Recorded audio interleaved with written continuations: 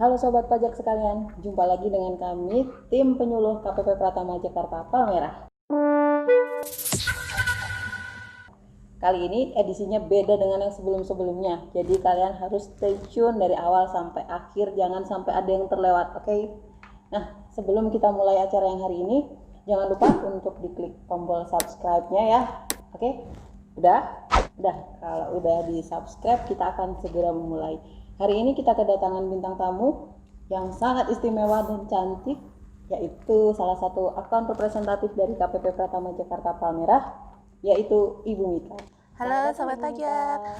Alhamdulillah baik Ibu Ana. Belum nanya kabar loh. Iya, aku tadi dengarnya apa berarti ya? Waduh, iya alhamdulillah kita semua dalam keadaan sehat semua ya. Mudah-mudahan Sobat Pajak Pajak sekalian, juga baik-baik aja ya. aja, tetap jaga jarak, cuci tangan dan pakai masker. Hari ini kita nggak pakai masker supaya terlihat ucapannya jelas. Jadi teman-teman pajak tidak kehilangan informasi yang penting. Oke, gini nih. Teman-teman sudah pada punya NPWP belum?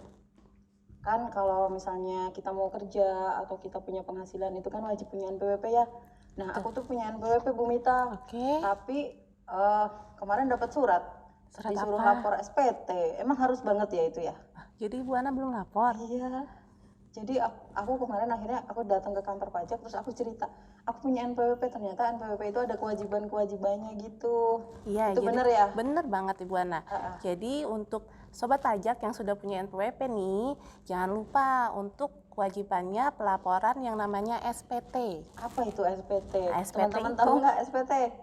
Nah, coba Ibu Mita jelaskan SPT itu apa? Mungkin kalau kita ngomongnya SPT apa ya, kepanjangannya apa itu, formulir apa. Jadi SPT itu adalah surat pemberitahuan. Surat pemberitahuan. Betul. Oke, memberitahukan apa Bu Mita? Nah, yang di sana nanti di formulir SPT, Sobat Pajak itu melaporkan di tahun itu, Sobat Pajak itu punya penghasilan sumbernya dari mana sih? Oke. Kemudian selain itu juga nanti kita akan ada data untuk harta yang dimiliki oleh Sobat Pajak. Harta. Sama kewajiban juga Ibu Ana, jadi seimbang. Kewajiban itu utang ya maksudnya Ya, ya? Berarti. betul. Oke. Dan nanti juga ada daftar tanggungan. Kenapa? Karena kalau tanggungan itu akan berhubungan dengan penghasilan tidak kena pajak yang akan diperhitungkan dengan penghasilan Sobat Pajak sekalian. Jadi Itu kalau penting banget. penghasilan tidak kena pajak, jadi itu batasan untuk dikenakan pajak atau tidak ya? Betul. Seperti itu. Iya, dan itu dasarnya dihitung dari statusnya Sobat Pajak sekalian nih. Mungkin ada yang masih jomblo, mungkin ada yang sudah nikah. Nah, itu kan pasti akan beda-beda nih statusnya. Nanti kita akan lihat sobat-sobat pajak sekalian nih statusnya PTKP-nya apakah sudah menikah atau belum dan sudah ada tanggungan atau belum. Oke, tapi kalau yang lapor itu bukannya diurusin sama kantor ya Bu Mita? Nah, ini yang suka salah paham nih. Nah, itu dia. Kalau untuk sebenarnya karena kita sistemnya itu self assessment nih Bu Ana. Jadi untuk kewajiban penghitungan pajak, kewajiban pelaporan pajak sebenarnya itu kewajiban dari masing-masing wajib pajak. Tapi khusus untuk sobat pajak yang statusnya sebagai pegawai, penghasilannya dari pekerjaan, itu kita minta perusahaan untuk menghitungkan pajak sobat pajak sekalian nih, memotong pajak PPh Pasal 21 namanya. Oke, nah yang dikasih selembar itu setiap tahun itu bukannya SPT ya? Nah, itu adalah kewajiban dari perusahaan memotong PPh Pasal 21.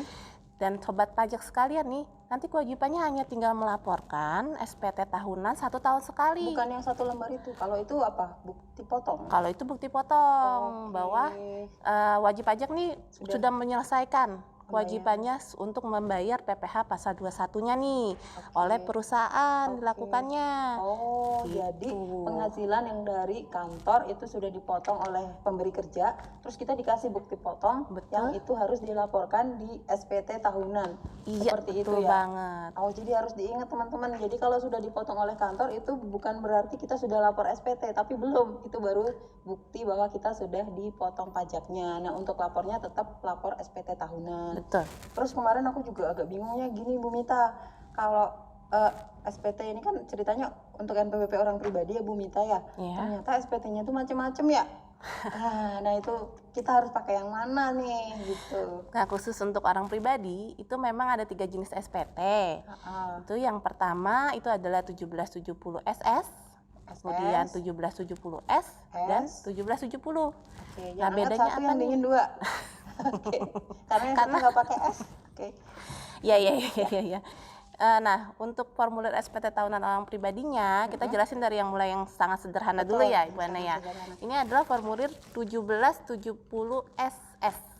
Nah, SS itu apa? SS adalah sangat sederhana. Sangat Kenapa? sederhana. Karena cuma 1 lembar. Oke. Nggak harus banyak-banyak isinya nih.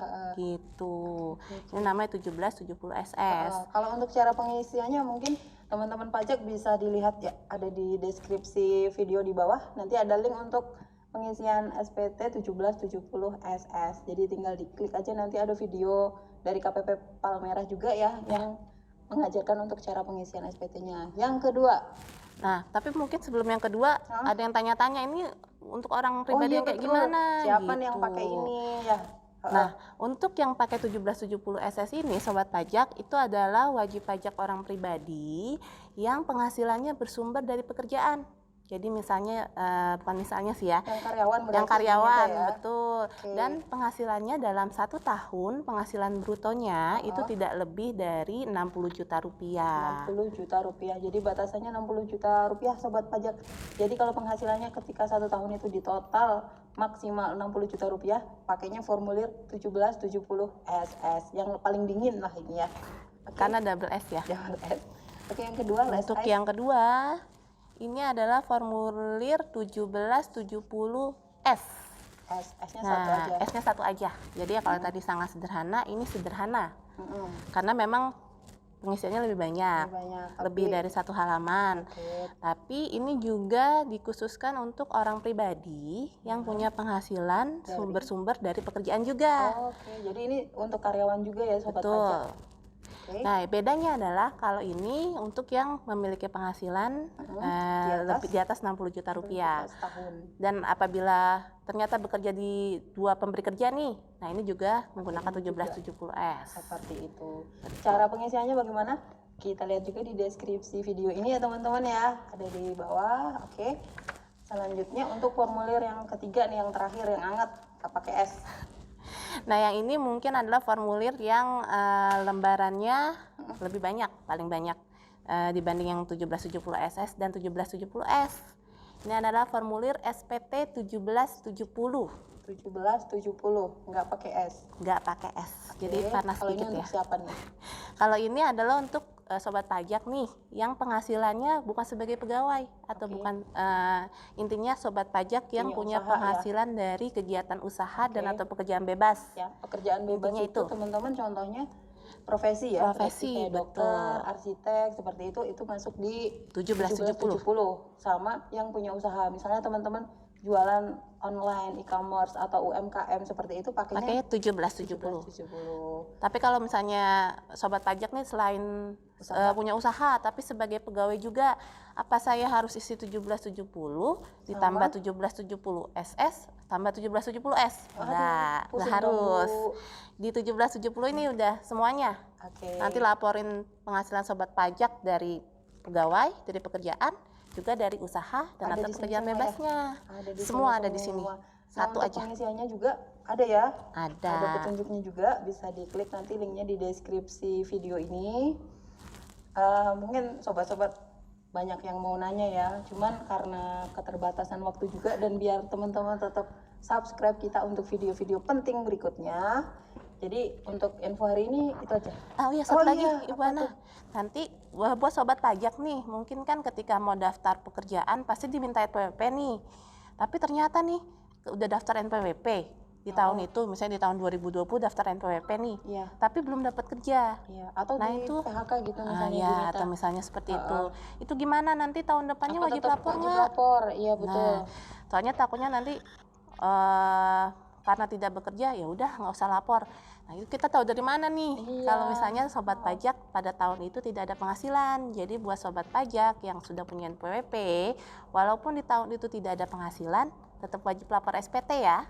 Oke, Gitu. pantesan kemarin aku diingetin. Nah, atau nanti takutnya tiba-tiba dapat surat cinta.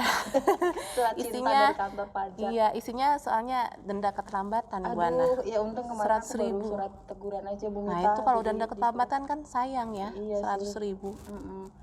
Terus iya, waktu pelaporannya lupa tadi nanya. Oh Kapan iya, nih? untuk SPT tahunan orang pribadi itu pelaporannya paling lambat 3 bulan setelah tahun pajak berakhir. Kalau Jadi, yang 2020? nah nanti yang 2020 sobat pajak jangan sampai lapor SPT melewati akhir Maret 2021. Akhir Maret Gitu. 2021 untuk tahun pajak 2020. Tapi nih Bu Mita kan kemarin aku 2019 aja tuh kan baru lapor beberapa hari yang lalu nih. Nah, sebenarnya masih bisa nggak sih kita lapor untuk tahun-tahun yang belum kita laporin? Itu bisa banget. Bisa banget ya.